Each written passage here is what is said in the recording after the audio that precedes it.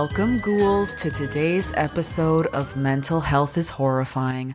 I'm your horror Barbie host of Darkness, Candace Green, psychotherapist and all-around spooky bitch, podcasting from my bat-filled cave in Toronto, Canada. On today's episode, we're going to be talking about one of the wildest movies I have seen in recent memory. I hadn't heard too much about The Substance before I saw it in theaters, and boy was I glad for that, because I just got to enjoy this absolutely wild satirical body horror that asks the question, if there was a drug that would create a younger version of yourself, would you take it? The important point here is that The Substance promises a younger version of yourself. Not better, younger. I'm talking stealing time here, cheating the clock, reversing time's terrible march. And hey, if that just happens to correlate with beauty, then that's just a bonus, right? Okay, so let's get right into it. Let's check out The Substance and its portrayal of death anxiety via our obsession with female youth and beauty.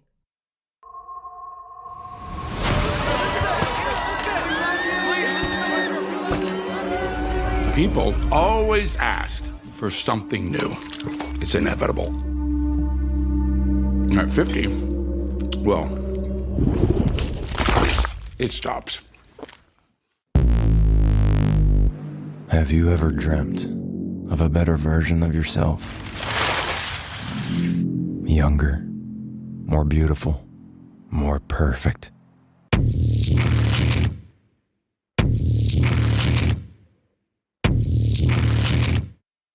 One single injection unlocks your DNA and will release another version of yourself.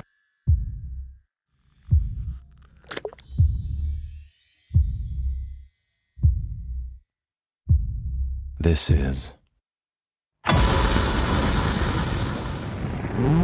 The Substance. I'm Sue.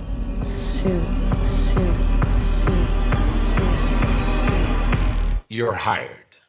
Let's go. A perfect balance of 7 days each. The one and only thing not to forget. You are one. You can't escape from yourself. There's been a slight misuse of the substance.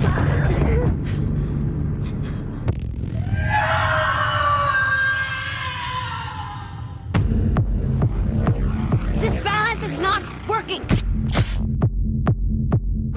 Would you like to stop? Would you like to stop? Would you like to stop? Would you like to stop? I'm fine. Everything's fine. You have to Control yourself! Old, fat, disgusting!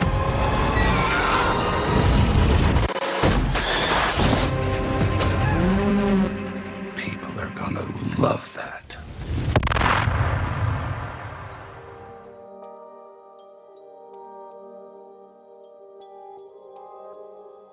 How do I give a clear, succinct synopsis of this movie?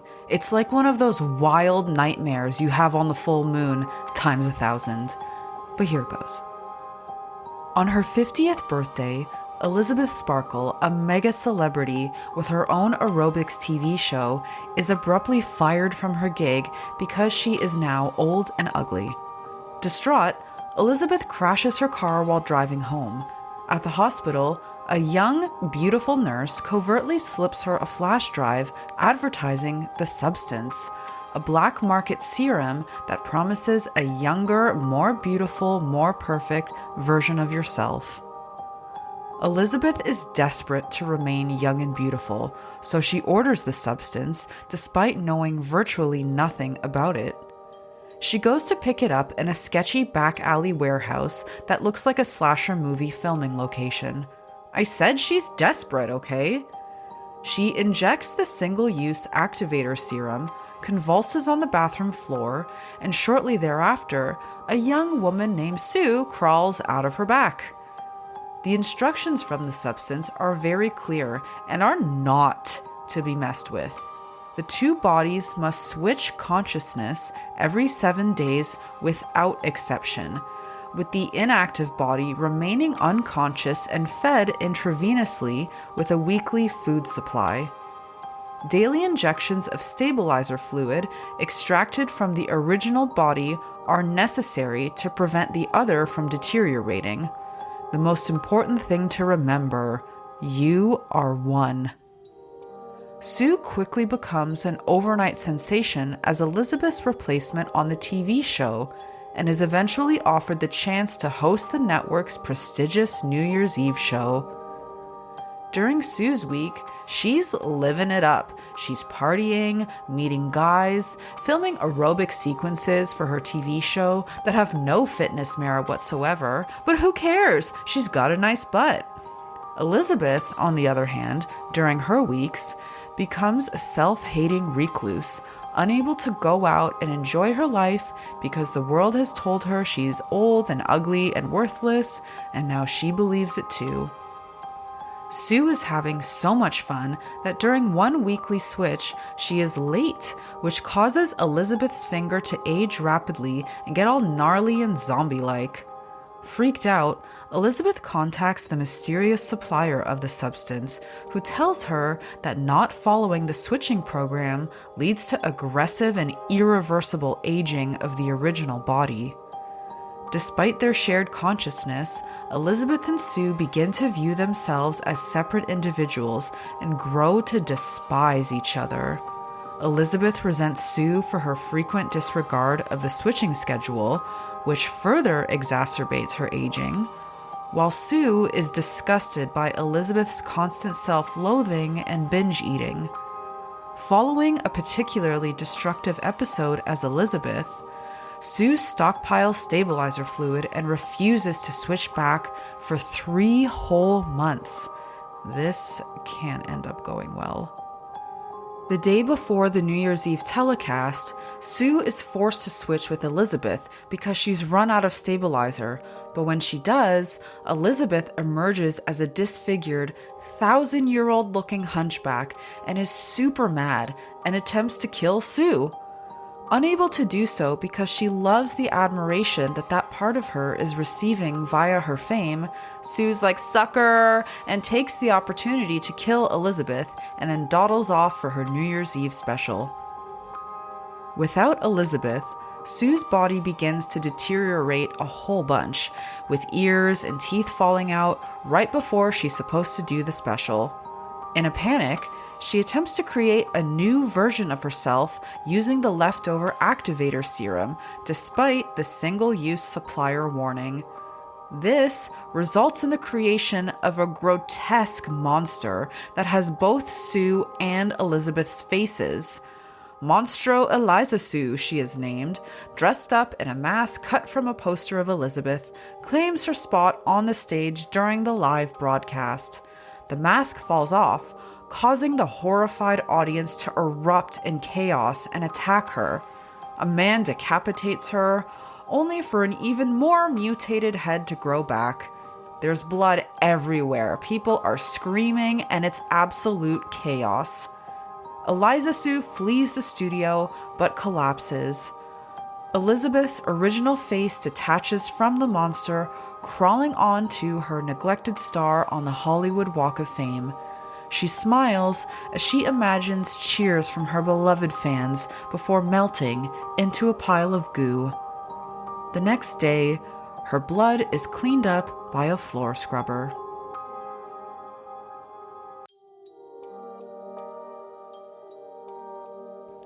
The Substance is directed by Coralie Farge, who rose to acclaim after the success of her film Revenge, a French film about a woman who is sexually assaulted and takes her revenge upon the men who perpetrated this violence against her.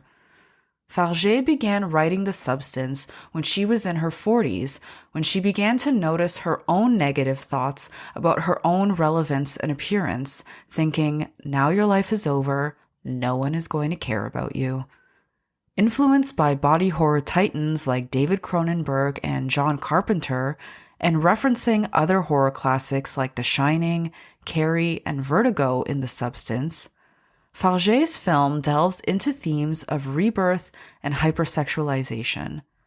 At every age, we can find something wrong with ourselves, which can make us feel like monsters, the French filmmaker says. Your image defines you and your self-worth. But I thought that if I could create something meaningful about these issues, it could also serve as a form of liberation. The film stars Demi Moore as Elizabeth and Margaret Qualley as Sue. Demi Moore, a woman who has been a fixture in Hollywood for decades, also has personal experience with the ravages of the industry on self-image and its obsession with youth, saying, "What really struck me about The Substance was the harsh violence against oneself. It's not what's being done to you, it's what we do to ourselves." The Substance is actively campaigning the Academy for recognition during the Oscars, and rightly so. This movie is an absolute marvel. It's original and bold, and many have their eye on both Fargé and Demi Moore for Oscars at this year's awards.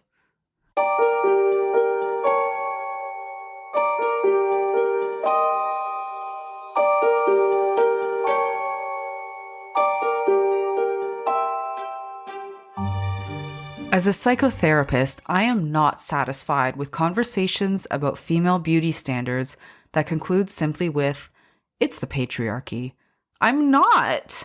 It feels like a bit of a thought-terminating cliche at this point, honestly, to me, meaning that we're not exploring what these impossible beauty standards actually mean, or why we have them, and are just attributing them to, oh yeah, patriarchy, and not exploring what this is all actually really about. In the type of therapy work that I do, which is informed by existential and depth psychology, we say that we go deep and not wide. I'm not satisfied to just skim the surface. I want to go deep into the psyche of an issue until we reach the very bottom and you're completely sick of me. So let's do that, shall we? Okay. So we know that there's a prevailing system of power in the world called patriarchy. It means that societal and structural power, influence, and resources are largely controlled by a straight male ruling class, and in North America, Caucasian. And what do they want? Well, they want a lot of things. They want to retain their power. They want more money. They want influence. They want all the seats in governments. They want cheap goods and labor via any means necessary. They want military choppers to fly over their football games so that they may feel alive. And they want boobs. Young, buoyant, beautiful boobs, as full of life as they feel during Monday Night Football. Yes, it seems that the beauty standard for women set by the patriarchy is that women must be thin, with large breasts and a small waist, and a physique that either is or suggests that they are perpetually 25. I mean, at least that is the preferred age range of Leonardo DiCaprio, as exhibited by a graph that some glorious soul made, charting one line showing that as Leo's age increases over time, that the age of his girlfriends seems to perpetually be 25 and under, and that they actually seem to get dismissed once they reach the ripe age of 25 and are legally able to rent a car. This chart is one of my most favorite things in the whole world, and I have put a link to it in the show notes for educational purposes. All right, so we have determined that the beauty standard for women is to remain perpetually 25. Great. This is what patriarchy wants. But why do we adhere to it? Why do we, as Coralie Farget and Demi Moore say, do this violence to ourselves? Well, as Elizabeth demonstrates in The Substance, there are very real consequences for not adhering to the standard. She is dismissed from her job on her 50th birthday, like an alarm clock went off declaring, "You're done, girl," exiling her to somewhere where no man, or woman for that matter, would ever have to gaze upon her again. But where is she supposed to go? What is she supposed to do? The fact that the standard even exists at all is this constant existential threat staring women down through all the years of their lives, and it brings on a host of mental health conditions. Literally, take your pick. Body dysmorphia, disordered eating, disordered exercising, fertility pressure, anxiety, depression, low self-esteem, isolation, and even potentially making risky choices as it pertains to anti-aging solutions. It is shocking the way that Elizabeth decides so swiftly to ingest the substance while knowing virtually nothing about it. Like, yeah, sure, I'll just inject this mysterious green goo into my body. It's totally fine. She is willing to go to some sketchy murder location in a back alley just for the chance at being a younger, more beautiful self. We see Elizabeth's self-loathing throughout the movie, and we can notice that she is completely isolated in this self-loathing as she becomes aware that she is yesterday's news. She has no visitors to her home, and one of the most poignant scenes in the movie is one with her high school classmate, Fred. Fred, like in Charles Dickens' A Christmas Carol, a character who is able to see the beauty in life amidst a harsh, pessimistic world.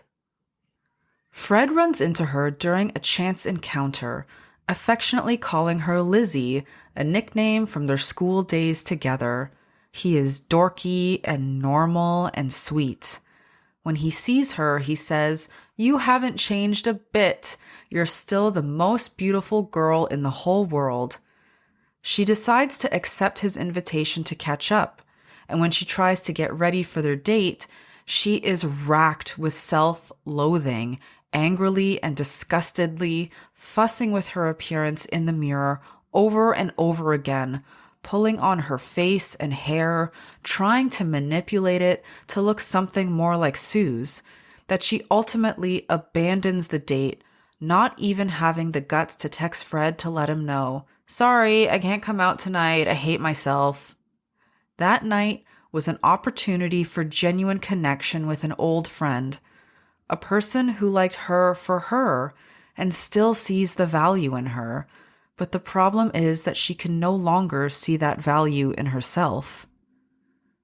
Sue hates the suggestion that there is an older self. She shouts at Elizabeth, telling her that she must control herself. When she overeats, she calls her gross, old, fat, and disgusting. She steals time from her older self, abusing her body. Sue wants to be forever young, literally, and even goes as far to kill her older self in a scene that actually made me cry, because it encapsulated so well this violence that we do to ourselves, the pain we inflict on ourselves, how we hate our own vulnerability, our own humanity, and we kill off parts of ourselves in the process. The beauty standard is a trap because you can't be 25 forever. But why do they want us to be? What is this really about? We must go deeper. As Sue continues to steal time and energy from Elizabeth, fueling her quest for eternal youth, Elizabeth rapidly ages in horrifying ways. The aggressiveness of her aging, its grotesquerie, is so harsh, so as to remind us what this is really all about. Her zombie-like finger, the massive hump on her back, her hair loss, her decreased mobility, she begins looking like a corpse. The beauty standard represents a promise of eternal life.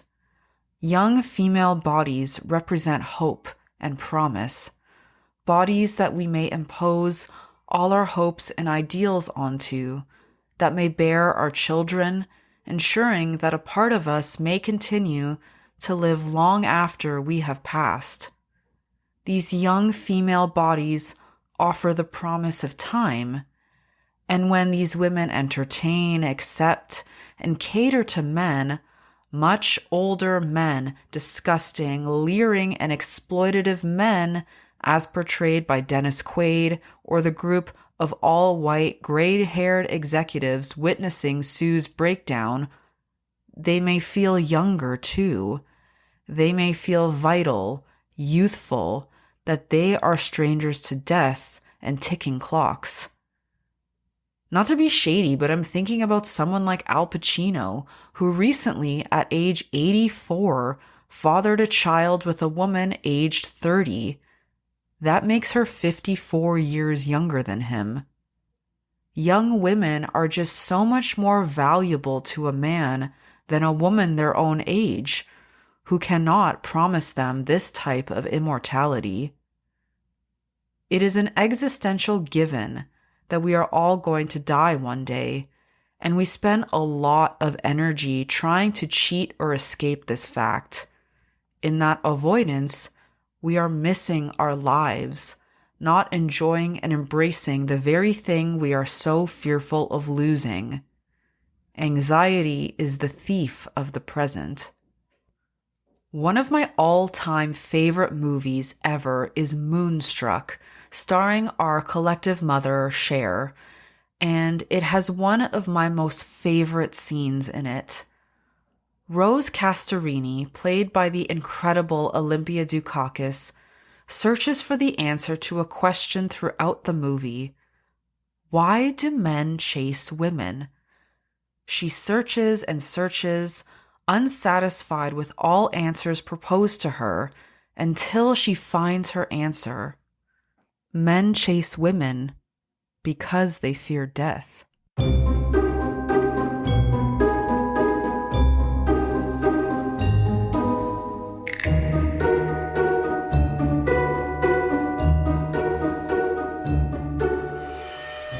Death is a scary prospect. We want to believe that we are constantly fertile, not only in our ability to perpetuate the human race, but to live, to thrive.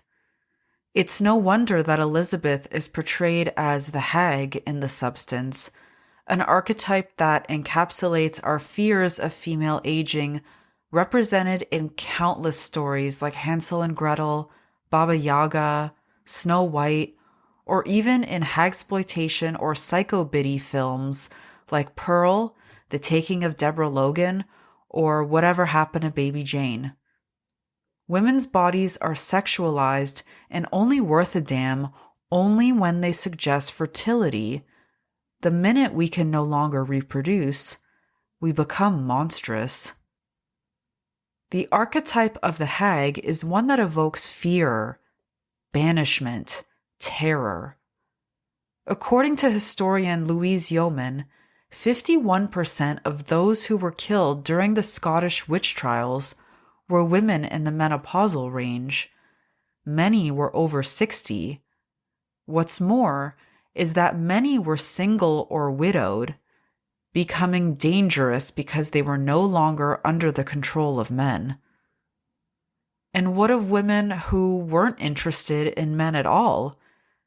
We don't actually know Elizabeth's sexual orientation in The Substance, but it doesn't really matter at all to the men who consume her. She is a mere object to them, upholding their highest ideals and aspirations, and as she ages, she betrays them. Hatred of older women is something that already existed among Greek and Roman philosophers, and witch hunts were something that just further reinforced and pushed to an extreme that we still channel today. The old woman is no longer useful, no longer childbearing. There is a higher chance that she may become untamed and less inhibited than younger women. The hag has lived a lot of life and has gained self-confidence. She is less inhibited, less easy to control, and this we have seen throughout representations of women throughout history and culture evokes an enormous amount of fear. Older women accused of witchcraft were essential members of their societies. They provided essential functions and were often known to be healers, serving as midwives, tending to the health and well-being of their community members. They were knowledgeable, caring, and wise. In her book, Hagitude, Reclaiming the Second Half of Life, author and psychologist Sharon Blackie says of the hag, "They are not defined by anybody. They're not somebody's mother or grandmother or wife. They are kind of sufficient unto themselves, and they stand outside the culture, the confines of the society that they're often criticizing. They're powerful elder women that have come into their own. Women in general need new ways of imagining what an older woman can be that isn't ridiculed, reviled, or silenced. We are fertile creatures for a very small percentage of our lives, and by the time menopause comes along, and if we're lucky, we have another 30 some odd years to live. What are we going to do with it?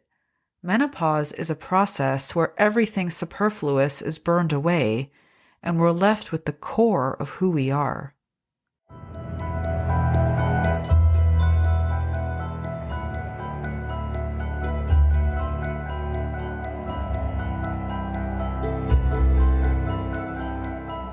Have you ever noticed that it makes us so happy when we see famous women who look young, likely from good cosmetic work that is largely undetectable? It reassures us in a way that aging doesn't have to be horrible, this ugly nightmare, that we can elude death even longer if we just try hard enough or spend enough. We are seeing so much more cosmetic work too. It's become so accessible. There are many contributing factors to the rise in cosmetic treatments accessed by women: neuromodulators like Botox, fillers, biostimulators, lasers, you name it, they can shoot it into your face. And one big reason for the rise in these treatments is actually the pandemic. The pandemic gave rise to a new human enmeshment with the digital world. We began seeing ourselves so much more on screen. From Zoom meetings to Instagram and TikTok, we began to examine and over-examine ourselves and even question if we were good enough with the introduction of filters, convincing us our regular human faces weren't up to par. And thus, we created our own episode of Black Mirror. I mean, I am positively inundated with those posts that have a before and after of a celebrity showing either the cosmetic treatments they've had, with people breaking down or speculating what they've had done, or ones showing how certain celebrities haven't aged in 20 years, or ones with before and after showing how the after body, usually a skinnier, younger looking one, is better. As I was getting the trailer off YouTube for this podcast, there was literally a video underneath it showing Demi Moore's before and after. I can't make this up. If we're not in a satirical episode of Black Mirror right now, then I don't know what's going on. The Aesthetic Plastic Surgery National Data Bank reports that the demand for Botox has increased by 54% and filler treatments increased by 75% from 2019. What's more, The people accessing these treatments are getting younger and younger. Turn on an episode of a show like Love is Blind to see a bunch of 20-year-old women with faces filled with injectables they convinced themselves they needed. These treatments are like trying to inject hope into ourselves, hoping that we may remain not only desirable, but young for just a little longer. We are injecting relief. We are buying time until we are due for the next round. But we shouldn't judge these women, or ourselves, or this podcast host.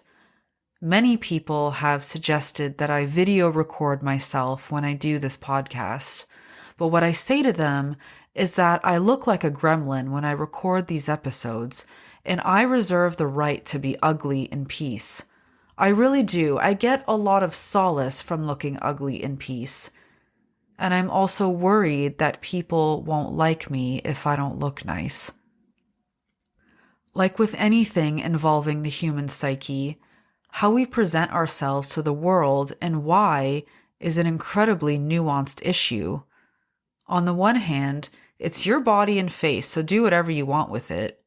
And on the other hand, as the great Sinead O'Connor said, fight the real enemy. She was, of course, referring to the Catholic Church when she said this while ripping up a photo of the Pope on Saturday Night Live. But in this case, the real enemy is fear of obsolescence/death.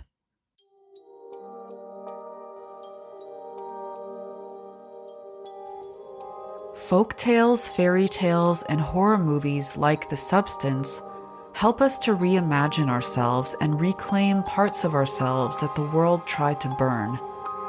We need new ways of imagining women's freedom, of what aging can look like, and I like The Substance for how it portrays this in its over-the-top final scene. And if you've seen The Substance, you know. The final scene reminds me of a practice in paganism called a croning ceremony. It's a ceremony for women passing through menopause, celebrating their age and role in the community and this phase of life. It is when all pretenses about who society thought she should be, wanted her to be, or wanted from her can be let go, allowing her to reclaim herself as her own home, reclaiming the word crone or hag as one filled with pride. The conclusion of The Substance is explosive and unexpected and extreme, to say the least. It went all the way and then some. Of this final scene, where Monstro Eliasu takes the stage, ready to perform and show herself proudly to the audience, director Coralie Fargé says, "The Substance is fundamentally about the violence of control, how we're told to be delicate. Think of the past when women had to wear clothes that tightened everything up. I really wanted to let it out.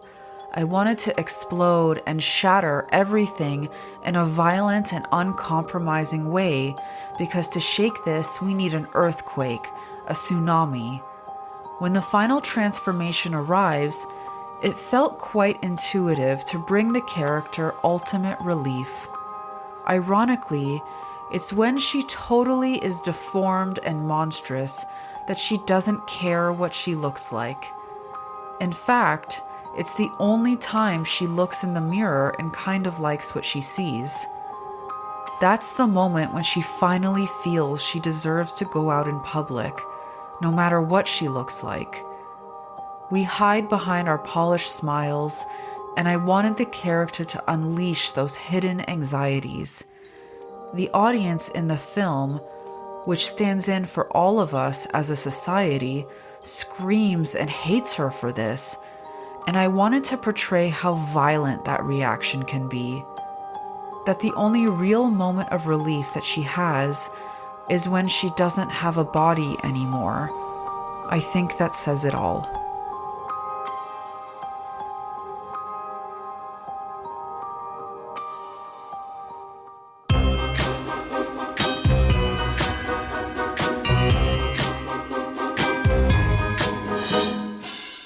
And that, my ghouls, is the story of The Substance. In researching this episode, I learned of a place in France called the House of the Baba Yagas, where senior women live out their lives together in peace, sort of like a spooky Golden Girls. So this is my petition to start such a place in my neck of the woods. Who's with me? Mental Health is Horrifying is entirely researched, written, edited, and produced by me, Candace Green, registered and spooky psychotherapist, with artwork by the ghoulishly talented Chloe Hurst.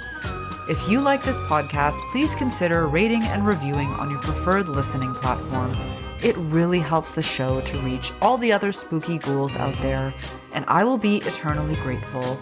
And an eternity is a very long time for a vampire, okay? If you live in Ontario and are interested in psychotherapy with me, I offer therapy for final girls who want to make sense out of the guts of their lives. I specialize in grief and trauma and incorporate both tarot and dream work into my practice as tools to delve deeper into fields of psychic terrain. I offer other services as well, including tarot, horror, and dream work. You can follow me on Instagram at Mental Health is Horrifying, and you can also learn more about me and my services through my website, manymoonstherapy.com. Or you can also howl at the moon and I will hear your call. Bright blessings.